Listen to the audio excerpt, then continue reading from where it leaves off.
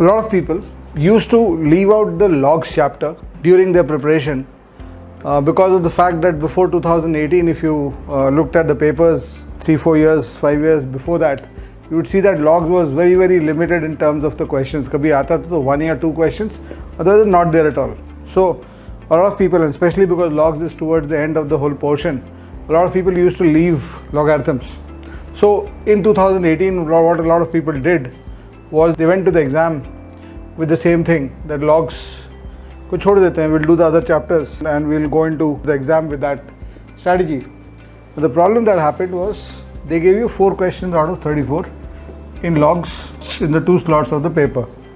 Now 4 out of 34 does not seem to be too high again, but I'll show you the problem that it creates.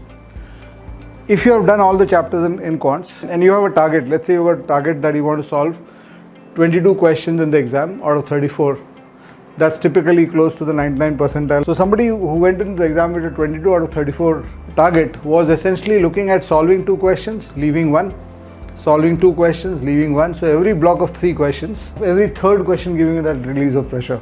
But when you come to an exam like this one, in which out of 34 questions you have no chance in 4 because you have not done the formulas at all, so you're down to 30 questions and you're still targeting 22 out of 30, how it starts squeezing you is this.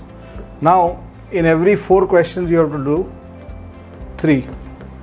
So the pressure on you to get through the other questions of all the other chapters goes up, because now your pressure release is only on the 4th question. So in 8 questions you are able to now only leave 2, and in 12 questions where you are leaving 4 questions, now you are able to leave only 3 because the 4 questions which you did not know from the chapter you have not done are gone. And on top of that, what the CAT 2018 paper did, the CAT question setters are very smart about these things. They know inside out what's happening. So on top of that, what the CAT 2018 paper did was it made the arithmetic questions very difficult. So what automatically happened was you had left 4 questions out of 30, a majority of people, and on the 30 questions which are there, people are banking on arithmetic because that's something everybody does well. It's one of the most important areas anyway for the preparation of CAT these days. But the arithmetic questions were not going through. So every 4 questions, the one pressure release question was happening out of arithmetic.